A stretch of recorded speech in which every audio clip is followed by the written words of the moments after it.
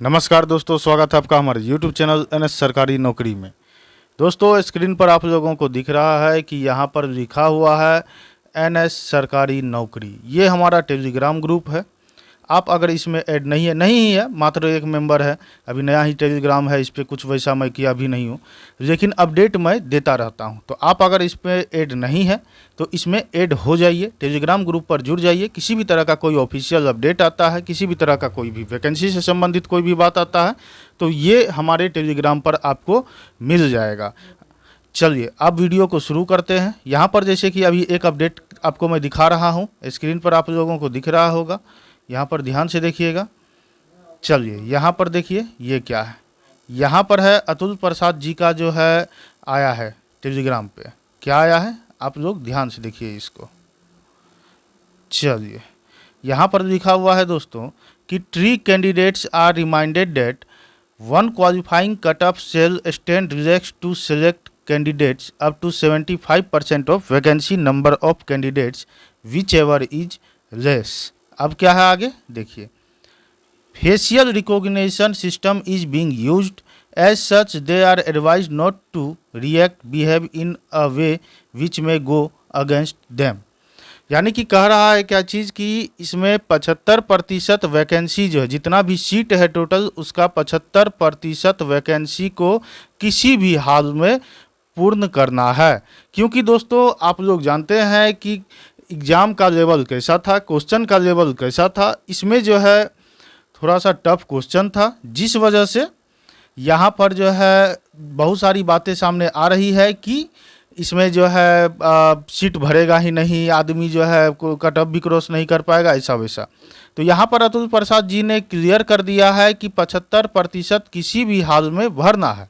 अब आपके मन में सवाल आएगा कि मिनिमम कट ऑफ भी अगर कोई पार नहीं करे तो उसका क्या होगा।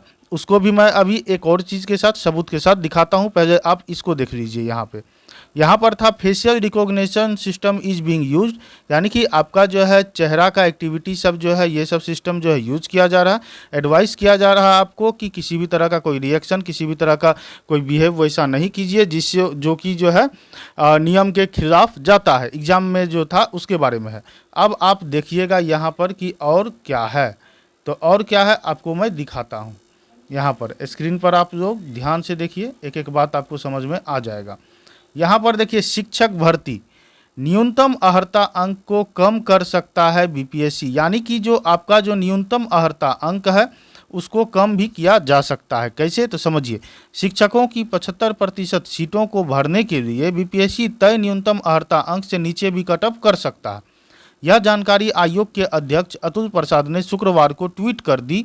उनके हिसाब से सामान्य प्रशासन विभाग की ओर से न्यूनतम अर्हता अंक तय किए गए हैं, इससे नीचे कट ऑफ जा सकता है। अभी अर्हता अंक जो है सामान्य श्रेणी के, यानी कि जो जनरल कैटेगरी के छात्र हैं उनके लिए है कि 40 अंक कम से कम लाना पड़ेगा। 40 अंक से अगर जो है कम लाते हैं तो वे जो है पास नहीं होंगे। लेकिन अगर जो है 75% सीट जो है इस आधार पर नहीं भरा तो कट ऑफ को, जैसे जनरल के लिए 40 है तो उससे कम भी कर दिया जाएगा। बीसी के लिए 36.5 है तो इसको भी कम कर दिया जाएगा। ईबीसी के लिए 34 है। फिर जो है आपको एससी व एसटी के लिए 32 है और सभी वर्ग की महिलाओं के लिए 32% न्यूनतम अर्हता अंक तय किए गए हैं। यानी कि किसी भी वर्ग की महिला है, अगर वो 32 नंबर ले आती है और जो है 75% सीट नहीं भी होता है, अगर वो 30 नंबर, 28 नंबर, 25 नंबर भी लाती है तो उनका नौकरी क्या है, तय है। ये बहुत ही अच्छी खबर है दोस्तों, ये इसका जो है ज़रूरत भी था। यहाँ पर देखिए अब क्या है। गुरुवार को हुई परीक्षा में जिस तरह के प्रश्न पूछे गए थे उसके हिसाब से सीटें खाली रहने की जो बातें सामने आ रही थी, अब न्यूनतम अर्हता अंक कम होने से सीटें खाली नहीं रहेंगी। बीपीएससी की ओर से चल रही भर्ती में प्राथमिक स्कूलों के शिक्षकों के लिए 79,943 पद है। वहीं माध्यमिक में 32,916 है। माध्यमिक हो गया 9-10, और इसके बाद जो है आपको उच्च माध्यमिक यानी कि जो है 11-12 का 57,602 पद है।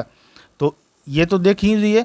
और इसके बाद जो है उच्च माध्यमिक का तो दोस्तों उतना टेंशन ही नहीं है, क्योंकि जो है इसमें जितना वैकेंसी है उतना जो है फॉर्म भी नहीं गिरा। एसटीईटी जो नया वाला आया उसमें मौका ही नहीं दिया गया नए छात्रों को, तो वहाँ पर होगा कैसे। तो ये अब उसके बाद अगर जो है कहा जाए कि बिहार में छात्र नहीं मिलते हैं, तो ये तो मेरे नज़र में सरासर गलत बात हो जाएगा। अब देखिए यहाँ पर क्या है, जैसा कि शिक्षा मंत्री जी बयान दिए थे, अब उसके बाद वे बयान उनका नहीं आ रहा इस तरह का। अब क्या है कि आयोग के अध्यक्ष का ट्वीट 75% तक सीटें भरने को कट ऑफ घट सकता है। सभी श्रेणियों के लिए समान प्रशासन विभाग ने तय कर रखा है न्यूनतम अर्हता अंक। दूसरे दिन की परीक्षा में 11 मुन्ना भाई भी पकड़े गए। शिक्षक नियुक्ति परीक्षा के दूसरे दिन शुक्रवार दूसरे की जगह परीक्षा में बैठ 11 मुन्ना भाई पकड़े गए। आर्टिफिशियल इंटेलिजेंस AI की मदद से इन्हें ढूंढ निकाला। राज्य के अलग अलग जिलों में इन्हें पकड़ा गया है।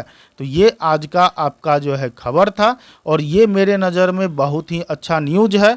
और मैं ये आशा करता हूँ कि यहाँ पर जो DLED इसके बाद B.Ed वाला विवाद है, इस पर भी अतुल प्रसाद जी जल्दी से जल्दी जो है इस पर कुछ जो है क्लियर करें। और दूसरी कौन सी बात, तो यहाँ पर जो है बहुत सारे छात्र ऐसे हैं दोस्तों जो कि जो है सीटेट का पेपर 1 मान लीजिए क्वालिफाइड है, पेपर 1 क्वालिफाइड है, अब जो है वे पेपर 2 क्वालिफाइड नहीं है, यानी कि 1 से 5 तक क्वालिफाइड है, कक्षा 1 से 5 तक प्राइमरी टीचर के लिए, लेकिन जो है 1 to 8 के लिए नहीं है। अब इसमें जो बात आ रही है कि यहाँ पर जो है इसके लिए भी किया जाएगा 1.5 लाख वैकेंसी। अगर आप मेरा पिछला वीडियो नहीं देखे हैं 1.5 लाख वैकेंसी वाला, आप लोग देख लीजिएगा, आपके मन का सारा कन्फ्यूजन दूर हो जाएगा क्या मैं कहने जा रहा हूँ। तो ये सब जो बात कहा गया है दोस्तों, तो इसमें जो है उनके मन में बहुत सारा कन्फ्यूजन हो रहा है कि क्या होगा, मेरे लिए होगा कि नहीं। और सेम क्वेश्चन दोस्तों ये उनके पास भी उठ रहा है जो कि जो है सीटेट पेपर 2 क्वालिफाइड है, सिर्फ पेपर 2 क्वालिफाइड है, यानी कि जो है आपको क्लास 6 से 8 तक माध्यमिक मध्य विद्यालय के लिए। तो उनके मन में भी कन्फ्यूजन है, हम तो पेपर 1 क्वालिफाइड नहीं है, एग्ज़ाम दे दिए हैं, क्या करें।